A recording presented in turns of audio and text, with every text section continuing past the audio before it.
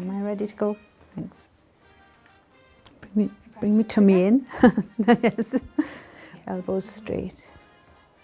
Okay. Now play the game.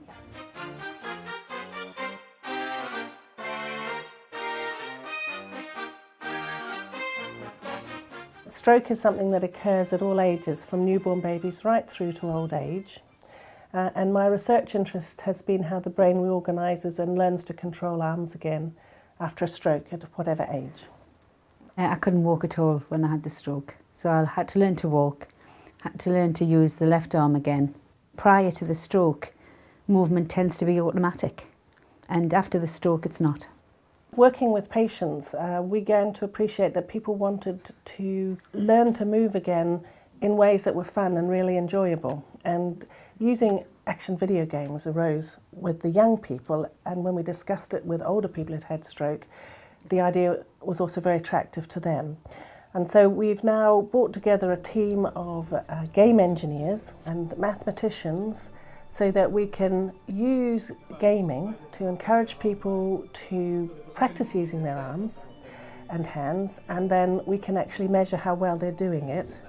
Using that information, then we can feed back to therapists or clinicians the progress that someone is making in their rehabilitation. It's like a full circle. We've had to understand how games are designed and made, how to get an accurate data set out of games. Mathematicians have to learn how to deal with real people, who are all very different, but then get valid and reliable data sets, and then translate that data set to answer the questions that clinicians and patients need to answer. Am I making progress? If I did more time on this game, would I do better? Press trigger. Just copy my movements as best you can. Looks as if I should have my leotard on though, doesn't it? It also is a very good route to assess how well people can perform, because within a game you can ask someone to perform a movement under standardised conditions each time. It may appear apparently randomly within the game, but you can lead them up and require them to do a movement under high motivation with standardised conditions, and that's an ideal situation then to start measuring how well they're able to perform that movement. That's hard.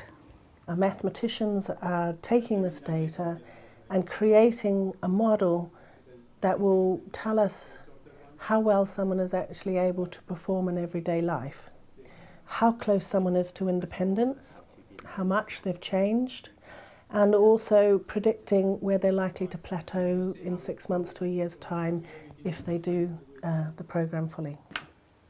No, I can't do that once. I can't do it with my left hand. So I've got to try that again to get 2 stars. That's it. Oh, that's it, yes. Yeah, and then the right hand's going to help the left hand, isn't it? Yeah. What we found is that people have no difficulty.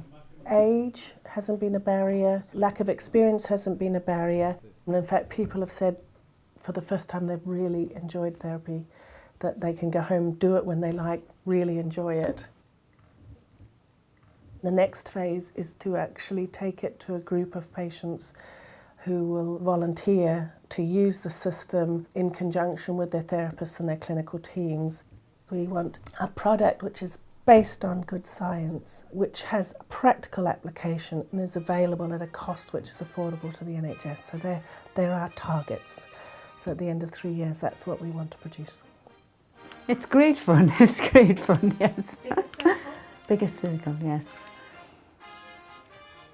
But it's bringing out the competitive nature of me, isn't it? Because I want 2 stars.